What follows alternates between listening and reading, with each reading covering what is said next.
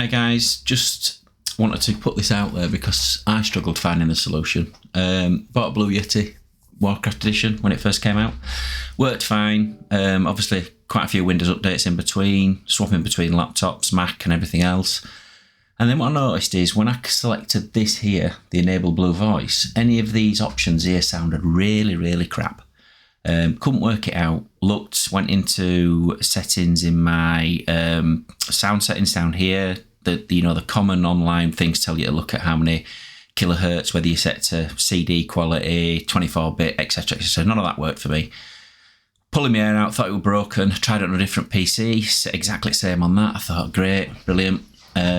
So in the end, I just uninstalled the software, rebooted the computer, reinstalled the software, and bada bing, it worked.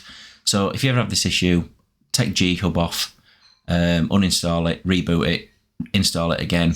It'll take a while to initialize the Blue Yeti because I think it sucks down all the waves and samples and stuff. And then Bob's your uncle. You've got it working. So anyway, I hope it helps for you because it pulled my hair out for like 30 minutes, even though I've got no hair.